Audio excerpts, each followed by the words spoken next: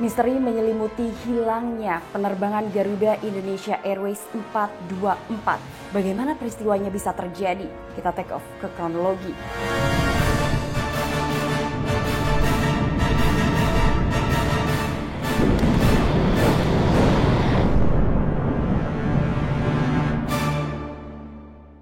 Garuda Indonesia Airways penerbangan 424 adalah sebuah penerbangan penumpang terjadwal pada tanggal 24 Januari 1961. Tapi tiba-tiba saja pesawat itu menghilang tanpa jejak. Selasa 24 Januari 1961, Garuda Indonesia Airways 424 terjadwal untuk mengudara dari Bandara Kemayoran menuju ke Surabaya dengan persinggahan di dua tempat, yaitu di Bandung dan juga di Yogyakarta. Penerbangan 424 sendiri akan menggunakan sebuah pesawat DC-3. Di Bandara Kemayoran, semua kru pesawat mulai bersiap, Captain dan juga First Officer-nya. Tapi tidak ada data mengenai siapa Captain dan First Officer di penerbangan 424 tersebut. Tapi yang jelas, kedua pilot itu melakukan persiapan untuk penerbangan dari Jakarta menuju ke Bandung. Pada saat pesawatnya masih berada di Bandara Kemayoran, saat itu Captain memeriksa kondisi cuaca di bandara tujuan. Karena sesuai dengan prosedur dari Garuda Indonesia Airways sendiri, pesawat ketika itu akan terbang VMC atau Visual Meteorological Condition.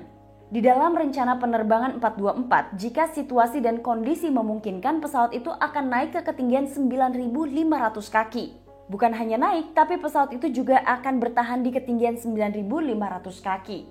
Pada saat melakukan pemeriksaan, kedua pilot juga memeriksa bobot dari pesawat tersebut. Dan pesawat itu diketahui memiliki bobot kotor 11.778 kg atau berada dalam batas maksimum yang diizinkan.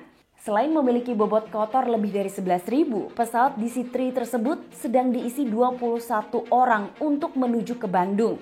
Setelah semua persiapan selesai, pesawat DC-3 milik Garuda Indonesia Airways dengan nomor penerbangan 424 mulai lepas landas dari Bandara Kemayoran, Jakarta pada pukul 2:09 siang waktu setempat. Pesawat yang terdaftar dengan registrasi PKGDI itu mulai mengudara dengan normal dan naik hingga ke ketinggian 3.500 kaki. Pesawat itu akan terbang di bawah awan sesuai dengan rencana penerbangan mereka. Lantas kemudian ketika pesawat itu sedang terbang di atas langit Purwakarta atau dengan jarak sekitar 43 nautical miles dari Bandara Kemayoran, Jakarta, pada saat itu Captain meminta izin untuk naik ke ketinggian 9.500 kaki atau peristiwa itu terjadi pada pukul 2:43 sore waktu setempat. Pesawat kemudian mulai meninggalkan ketinggian 3.500 kaki dan mulai beranjak naik ke ketinggian 9.500 kaki. Dan informasi itu diketahui oleh ATC dari Jakarta. Selanjutnya, GA424 mencoba untuk menghubungi Menara Kontrol Hussein Sastranegara sekitar pukul 2:44 sore waktu setempat. Seperti yang terdengar oleh Menara Kontrol Kalijati dan juga Menara Kontrol Kemayoran. Tapi saat itu tidak ada respon dari Menara Kontrol Hussein Sastranegara sehingga kemudian pilot mencoba sekali lagi menghubungi Menara Kontrol Hussein Sastranegara. Usaha itu dilakukan pada pukul 2:45 sore waktu setempat dan terdengar oleh pilot dari pesawat Garuda yang sedang dalam pelatihan. Dalam panggilan yang terdengar oleh pilot Garuda yang sedang latihan tersebut, pilot GA424 menanyakan kepada ATC Hussein Sastranegara mengenai kondisi cuaca di sana. Namun ternyata panggilan yang dilakukan oleh pilot tidak terdengar oleh Menara Kontrol Hussein Sastranegara. Pilot lain yang sedang terbang di sekitar wilayah tersebut mengatakan bahwa kondisi angin saat itu berhembus antara 20 sampai 30 knots. Padahal melalui perkiraan cuaca yang telah dibagikan, hembusan angin berkisar antara 16 knot. Beberapa saat setelah pilot GA424 mencoba menghubungi Menara Kontrol Hussein Sastranegara dan tidak ada respon, kemudian masuk sebuah instruksi dari Menara Kontrol Kemayoran yang menyatakan agar mereka mulai menghubungi Menara Kontrol Hussein Sastranegara. Saat itu sepertinya terjadi kebingungan di dalam penerbangan GA424 karena seperti yang tadi sudah dibahas, GA424 ini sudah mencoba untuk menghubungi Menara Kontrol Hussein Sastranegara tapi tidak mendapatkan respon. Sementara di pihak lain, ATC Kemayoran tetap menginstruksikan agar penerbangan 424 terus menghubungi Hussein Sastranegara. Beberapa kali upaya untuk menghubungi menara kontrol Hussein Sastranegara dilakukan oleh pilot dari GA424, tapi hasilnya nihil. Hingga kemudian tiba-tiba saja tidak ada komunikasi yang dilakukan oleh pilot GA424. Tidak kepada menara kontrol Kemayoran, tidak juga kepada menara kontrol Hussein Sastranegara. Sampai di titik itu, kedua menara kontrol masih saling mencari di mana keberadaan GA424. Petugas menara kontrol Hussein Sastranegara saat itu terus menunggu kedatangan dari pesawat DC-3 milik penerbangan GA424. Upaya pencarian terus dilakukan oleh berbagai pihak, tapi nyatanya hasilnya nihil. Bukan hanya karena kondisi cuaca buruk, tapi lebih tepatnya tidak ada satupun yang mengetahui di mana lokasi terakhir dari penerbangan GA424. Pesawat itu hilang secara misterius. Hingga kemudian 4 hari setelah menghilangnya penerbangan GA424, pesawat itu ditemukan di ketinggian 5.400 kaki. Pesawat itu telah menghantam Gunung Burangrang. Ketika tim evakuasi segera menuju ke lokasi kecelakaan, mereka menemukan medan yang sulit, kondisi cuaca yang buruk, dan mereka harus menelan kekecewaan di mana tidak ada satupun yang selamat dari para penumpang maupun kru pesawat. 5 orang kru pesawat dinyatakan meninggal dunia, begitupun dengan 16 orang penumpang yang ada di dalamnya. Informasi ini segera menjadi jelas bahwa memang benar pesawat itu telah jatuh menghantam Gunung Burangrang, tapi penyebabnya belum diketahui. Hingga akhirnya dibentuk komite khusus untuk menyelidiki apa yang terjadi pada penerbangan GA424. Saat itu komite investigasi merasa penerbangan normal dari Kemayoran menuju ke Purwakarta. Sulit dipercaya bahwa Kapten berusaha melakukan penerbangan langsung dari Purwakarta menuju ke Hussein Sastranegara. Karena menurut komite investigasi, medan yang ditempuh untuk penerbangan dari Purwakarta langsung menuju ke Hussein Sastranegara merupakan medan yang sangat sulit. Dengan kata lain, pesawat itu harus terbang terus menuju ke selatan. Hal itu bukanlah hal yang mudah. Maka kemudian tim investigasi berasumsi bahwa pada pukul 2:43 pesawat itu sedang berada di atas langit Purwakarta. Pesawat diduga sudah naik ke ketinggian 9.500 kaki. Tapi ketika tim investigasi melakukan penyelidikan di Beacon Purwakarta, mereka harus menelan kenyataan pahit di mana Beacon Purwakarta tidak bisa diandalkan oleh perusahaan selama periode 6 bulan terakhir. Kemudian tim investigasi menemukan jarak waktu yang aneh, di mana seharusnya dari Kemayoran menuju ke Purwakarta ini akan ditempuh kurang lebih selama 17 menit saja. Tapi berbeda dengan penerbangan GA424, pesawat itu justru membutuhkan waktu selama 21 menit untuk terbang di atas Purwakarta. Ada tambahan waktu 4 menit yang dilakukan oleh penerbangan GA424. Diduga pilot melakukan sebuah putaran untuk menghindari kondisi cuaca buruk.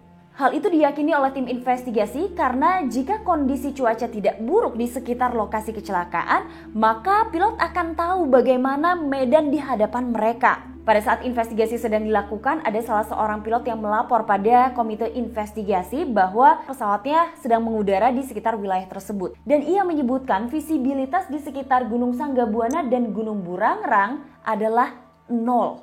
Dengan kata lain, pilot penerbangan GA424 saat itu sedang terbang buta menuju ke Bandara Hussein Sastranegara. Pesawat itu diduga sedang masuk ke dalam awan, kemudian kondisi cuaca buruk sehingga pilot mati-matian berusaha untuk melakukan perhitungan agar pesawat itu terbang dengan aman. Tapi faktanya ketika pilot sedang melakukan perhitungan secara benar, tabrakan tidak terhindari lagi.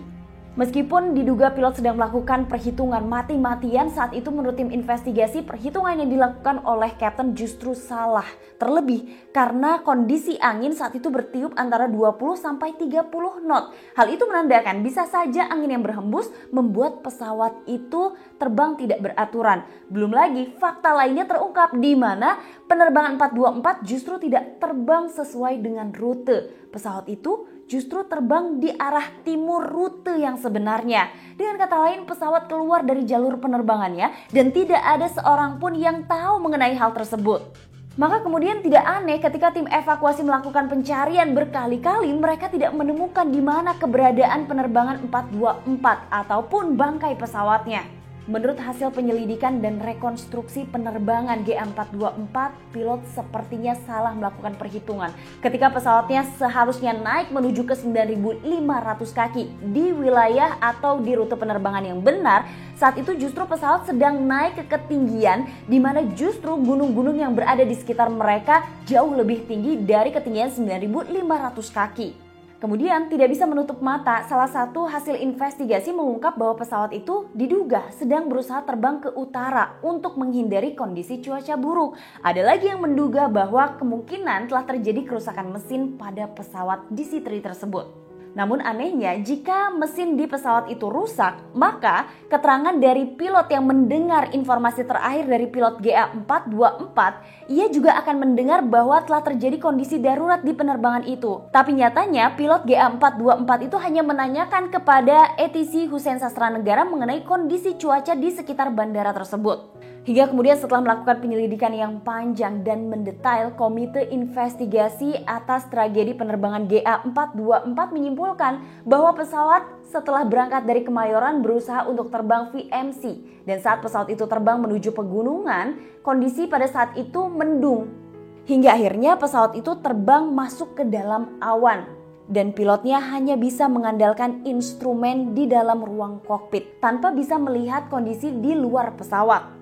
Meskipun pada saat itu penerbangan 424 menghilang selama 4 hari, tapi upaya pencarian terus dilakukan. Dan kondisi cuaca yang buruk tidak menghalangi langkah tim evakuasi untuk menemukan di mana keberadaan dari penerbangan tersebut. Anehnya, peristiwa menghilangnya Garuda Indonesia Airways 424 cukup jarang kita dengar. Berbicara mengenai pesawat yang digunakan dalam penerbangan GA424, aku akan sedikit membahas mengenai pesawat DC-3 dan juga membahas mengenai pesawat DC-3 yang masuk dan dimiliki oleh Garuda Indonesia. Douglas DC-3 adalah pesawat baling-baling yang diproduksi oleh Douglas Aircraft Company yang memiliki pengaruh jangka panjang pada industri penerbangan di tahun 1930 sampai tahun 1940-an hingga Perang Dunia Kedua. Seperti kita tahu, DC-3 itu adalah hasil pengembangan dari DC-2. Pesawat itu dilengkapi dengan 2 sayap logam, 2 sayap rendah, dan juga roda pendaratan konvensional dan didukung oleh 2 mesin piston radial. Memiliki kecepatan jelajah 333 km per jam, memiliki kapasitas penumpang antara 21 hingga 32 orang, memiliki jangkauan sejauh 2.400 km dan dapat beroperasi dari landasan pacu yang pendek. Pada kenyataannya, dunia penerbangan di tahun 1950 sampai dengan akhir tahun 1980-an dihiasi oleh salah satu pesawat legendaris yang diciptakan di tahun 1930-an, yaitu pesawat DC-3 atau mungkin kita lebih mengenalnya sebagai pesawat Dakota. Pesawat ini diciptakan untuk keperluan militer dan juga untuk keperluan sipil. Pesawat yang diproduksi di Amerika Serikat ini mencapai 10.655 sampai akhir tahun 1945.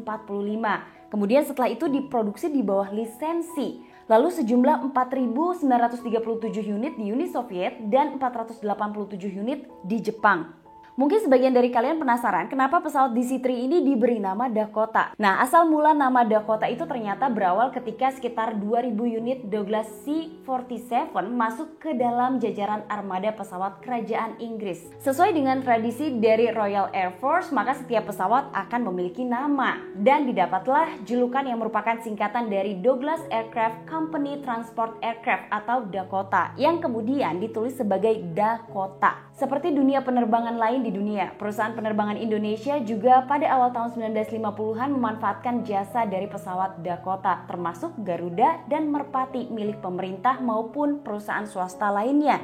Nah, Garuda Indonesia mendapatkan pesawat Dakota itu melalui 2 cara. Yang pertama adalah hasil dari KMB atau konferensi meja bundar. Yang kedua adalah pengadaan pesawat Dakota milik dari Angkatan Udara Hindia Belanda yang berada di Australia. Wah, siapa sangka ternyata salah satu pesawat dari maskapai besar di Indonesia pernah hilang. Terima kasih untuk Kakak Gunawan yang sudah request penerbangan GA424 yang justru karena request ini kita juga semakin tahu lebih banyak mengenai dunia penerbangan Indonesia. Terima kasih sudah nonton, jangan lupa di subscribe, ditonton lagi, di share juga boleh. Sampai ketemu lagi di episode selanjutnya. Assalamualaikum warahmatullahi wabarakatuh.